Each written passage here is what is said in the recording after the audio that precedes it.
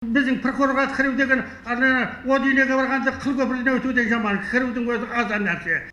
Шыдамы шегіне жеткен Амангелді Сапаров арызданатын жерім қалмады дейді. Ол кісі өткен жылы ұрылар үптеп кеткен екі сиырының бірін базардан өзі іздеп тауыпты, күдіктілердің ізіне түсіретін айғақтарды да жинаған. Алайда Абай полиция бөлімінің қызметкерлері екінші малын сол күйі таппаған, айыптыларды да қолға түсіре алмапты. Ақыр соңында арызданушының ісі ашылмаған қылмыстардың қатарына қосылған. Тәртіп сақшыларынан көңілі қалып, аудандық прокуратураға шағым түсірген жәбірленушіні ол жердегілер де сандалтып қойыпты.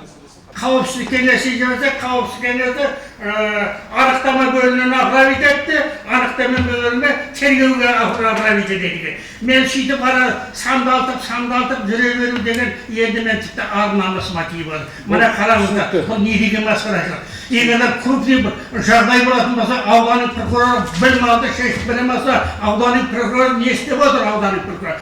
Істің ашылмай жатқанын ішкі істер қызметкерлері мойындап отыр. Тек нақты жауап қатар ешкім табылмады. Әдеттегідей бір-біріне сілтеп бастарын ала қашты. Абеке, өзіңіз бақылауға қабылдап, как раз не раскрытый қылмыс қой бұл қазір, ашылмаған. Сол бойынша бұл кісі кеп тұр.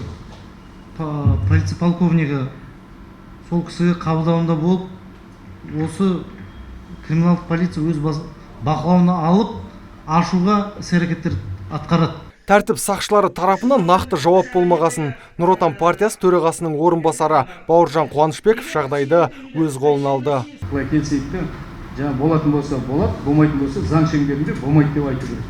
Біз айтайық, 10 күн ішінде бізге жауап беріңіздер. Бізде енді бұл кісіні бұл жаққа қайта айқайлатып келтіре берген бұл да ұят шығар. Осылайша бір сиырдың әлегі білдей басшылардың талқылауына түсті. Бұл істің қалай аяқталатыны алдағы 10 күнде белгілі болады.